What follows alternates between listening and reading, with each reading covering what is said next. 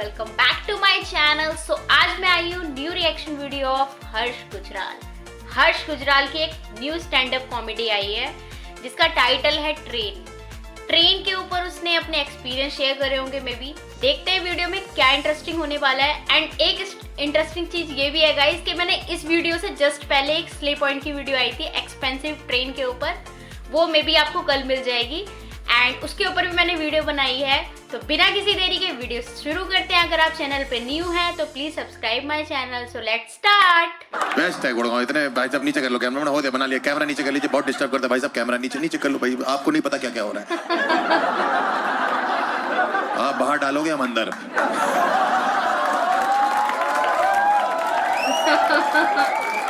बहुत सारी औरतें बैठी पहली रो में, ऐसा लग रहा है एक नींबू साथ मिर्चियां लेके घूम रहा है। कॉमेडी हो जाती है।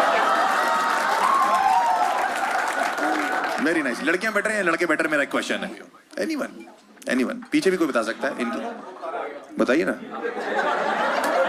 अरे बोल भाई बोल, रामदेव बाबा बोल भाई। एक बार खड़ा हो, मैं झूठ तो नहीं बोला, एक बार खड़ा हो, घुमा। ये नहीं लग रहा रामदेव बाबा? या तो रामदेव बाबा लग रहे हैं या तो फिर वो लग रहा है। चैन से सोना है तो चाहते हैं। तुमको देख के नींद नहीं आएगी? थोड़ी जगह छोड़ दो, यहाँ भी बाल लगवा ले भाई। बताइए कैसे लड़कियां बेटर हैं? खुशबू होती है सर वो फूलों वाली। तुमने जो गांजा पिया हुआ है वो करोल बाग का है, सुभाष नगर का है? कह रहा लड़कियों की खुशबू होती है फूलों की। तुम इन औरतों के साथ क्या कर रहे हो मुझे समझ नहीं आ रहा। ऐसा लगा हर चांद पे एक ही ग्रहण है, वो तुम हो। दाढ़ी वाला बाबा हैं जी? क्या बहुत हरामी अभी आएगा, सूंघ लेगा आके।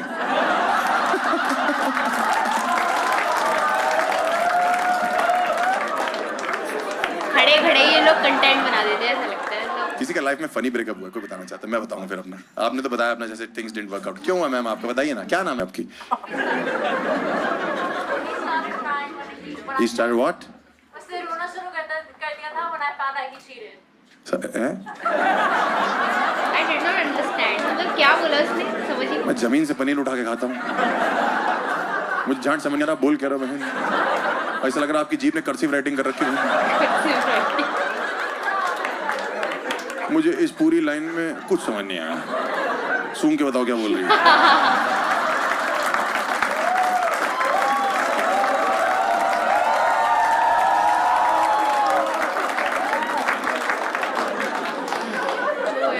क्या रहा बड़ा मजा।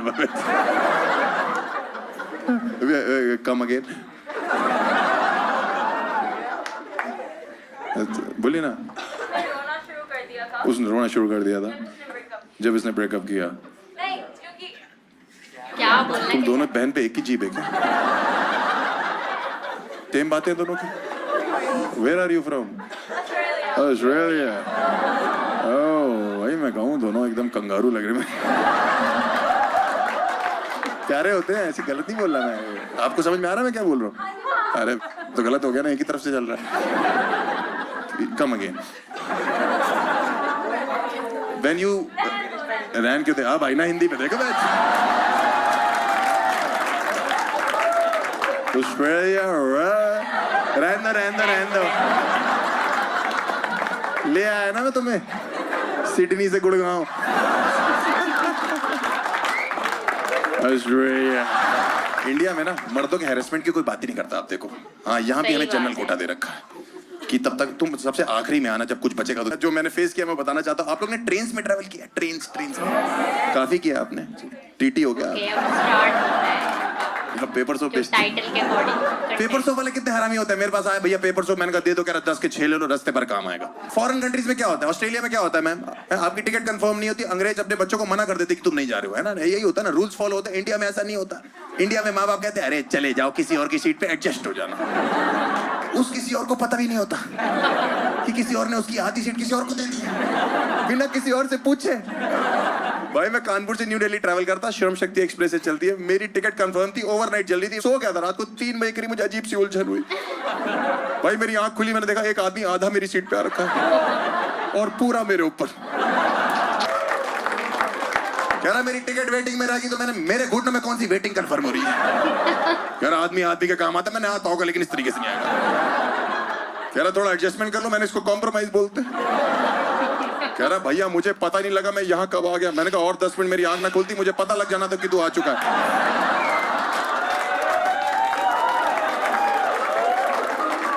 कह रहा भैया 4 चूते घूम रहे स्टेशन पे, फोन नशे में, उनको कुछ नहीं, कहीं नहीं जाना, सिर्फ क्वेश्चन करने उनको प्लेटफॉर्म पे आके। लिखा है कानपुर से न्यू दिल्ली नॉन स्टॉप, क्या समझ नहीं आ रहा? क्या समझ नहीं आ रहा इसमें? चुपचाप मैं प्लेटफॉर्म पे, ट्रेन खड़ी थी, मैं सो रहा था प्लेटफॉर्म पे, लौंडा प्रकट हुआ, भैया कानपुर है। मैंने कहा जगा के, और फिर वहां से घूम गया, भैया कानपुर ही है। मैंने भाई वो भी भौंक रही है प्लेटफॉर्म पे, मैं भी बता चुका हूँ, लिखा है, तू चाहता क्या है? कह रहा भैया लग नहीं रहा कानपुर। मैंने गुटका तो बहुत तेरे मुंह पे। कानपुर की पहचान मतलब बता रखी है, लेदर की बेल्ट खा ले, यहाँ का फेमस है। सुना है मैंने ऐसा। लिखा है कानपुर से न्यू दिल्ली नॉन स्टॉप, तब भी चूतिया, भैया ये ट्रेन सुबह तक नई दिल्ली पहुंच जाएगी। मैंने कहा ना ना, ट्रेन यहीं खड़ी रहेगी, नई दिल्ली वहां से चल चुका। कह रहा मेरी टिकट वेटिंग रहेगी, क्या करूं? मैंने कहा लेट। कैसे चिल्ला रहे हैं ये लोग। मैं कहाँ फंस गया भाई?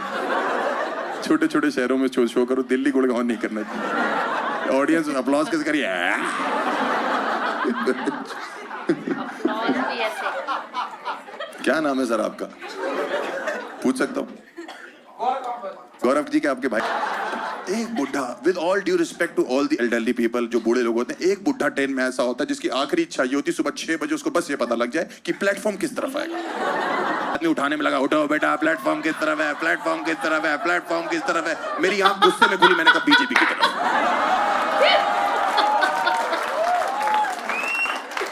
सब कुछ उनकी तरफ।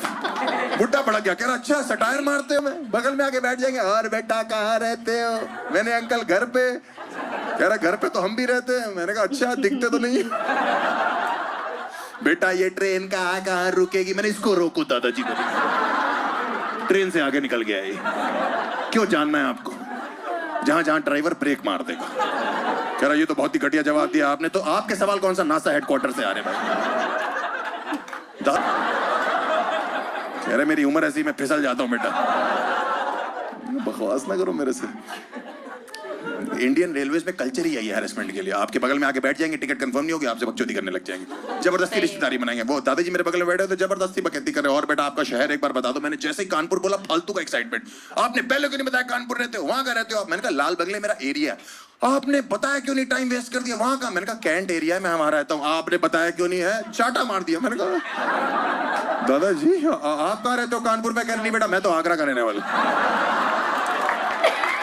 ताजमहल के सबसे पुराने ईंट है, मेरी बात सुनिए। इतनी देर से कानपुर कानपुर क्यों लगे? बेटा बात करते करते 6 घंटे का सफर 3 घंटे लगता है। मैंने कहा दादाजी मार खाते खाते यही सफर 12 घंटे लगे। कह रहे मैं तुम्हारे दादा की तरह, मारोगे मुझे? मैंने कहा मर गए मेरे दादाजी। कह रहा ओहो बीमार थे? मैंने कहा बच्चों थे।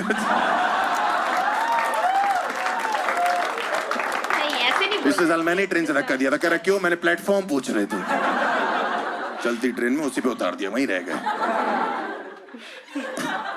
एक इमरजेंसी एग्जिट होती है, आप कभी भी जाके देखना, उससे कभी एग्जिट नहीं होती, उससे एंट्रियां होती हैं। मैंने स्टेशन पे जाके खड़े होकर देखा, एक औरत के लगेज के हिसाब से बच्चे उठा उठा के अंदर फेंक रहे, उठा के। ट्रेन चली, चढ़ गई, 2 बच्चे छूट गए। मैंने कहा आपके 2 बच्चे। इंडियन रेलवेज में कितना भी ट्रैवल कर लो, आप 4 मिनट ट्रैवल करो, आप 40 मिनट ट्रैवल करो, आप 4 घंटे ट्रैवल करो, आप 40 दिन ट्रैवल करो, आप खिड़की से बाहर देखना कभी भी किसी भी शहर में एक ही ऐड चल रहा होता है दीवार पे, एक टीके में जड़ से खत्म मरता। ऑस्ट्रेलियंस। आप कभी भी जनरल डब्बे में चढ़ोगे ना, आप चढ़ोगे नॉर्मल, उतरोगे आपको सुबह अस्थमा हो रखा होगा। भाई एक के ऊपर एक पिरामिड बना हुआ है। मम्मी के ऊपर पापा चढ़े हुए हैं, पापा के ऊपर कोई बच्चे चढ़े हुए हैं, बच्चे के नीचे दादाजी है, दादाजी के नीचे एक बच्चा छोटा सा फंसा हुआ है। वो कह रहा है मैं ट्रेन की चेन खींच दूंगा, रोक दो। वो कह रहा है ये वाली चेन मत खींच दी, ट्रेन का नहीं पता, तेरे दादाजी हमेशा के लिए रुक जाएंगे। अपने रेलवे की एक साइट है IRCTC, पता है आपको? कभी टिकट बुक कराई उस पर? घंटा कराई, उस पर होती नहीं टिकट बुक। पता नहीं कॉग्निजेंट के किस चूतिया सॉफ्टवेयर इंजीनियर से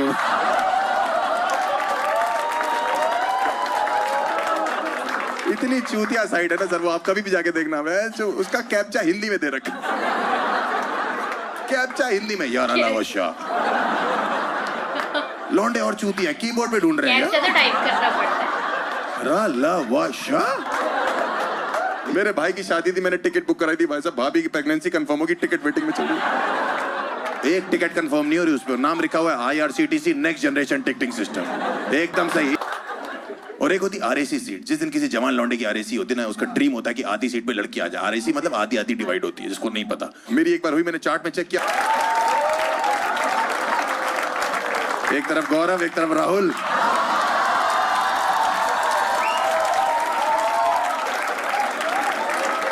मैं आधी रात को चादर ओढ़ के लेट गया, मेरी इतनी फटी पड़ी, 3 बजे 150 की स्पीड पे ट्रेन छुक छुक छुक छुक, मेरे अंदर से छुक छुक छुक, ऊपर से एक हाथ आ गया, सुनिए, मैंने कहा आ गया। कोई ना कोई आ गया, मैंने चादर हटाई चेक करने के लिए, वो लौंडा खड़ा कर, भैया हमारे सामान का ध्यान रखेंगे, कोई दिक्कत तो नहीं। मैंने कहा हरामखोर, हमारा खुद खतरे में। Video was full of experience of train. The video was great. मतलब मज़ा आ गया इसकी स्टैंड अप कॉमेडी देख के, एंड ट्रेन का पूरा एक्सपीरियंस ही इन्होंने बता दिया कि कैसा रहा कैसा नहीं, क्योंकि मेनली ट्रेन्स में होती हैं ये चीज़ें, मतलब यू हैव टू एडजस्ट, मतलब अपनी जगह को भी दूसरों के लिए मतलब देना पड़ता है, सैक्रिफाइस करना पड़ता है। इसमें ये बेसिकली यही चीज़ दिखाई गई है। एंड स्टैंड अप कॉमेडी का मेन पर्पस होता है just creating stories and telling to others कि कैसी लगती है आपको ये स्टोरी, एंड उसको इस तरीके से प्रेजेंट करना कि लोगों को ऐसा लगे कि हाँ ये रियलिटी में हुआ होगा। अगर आपको वीडियो अच्छी लगी तो please like share subscribe and comment करके बताइए कि वीडियो का कौन सा पार्ट तुम्हें बेस्ट लगा। Bye bye guys, thanks for watching.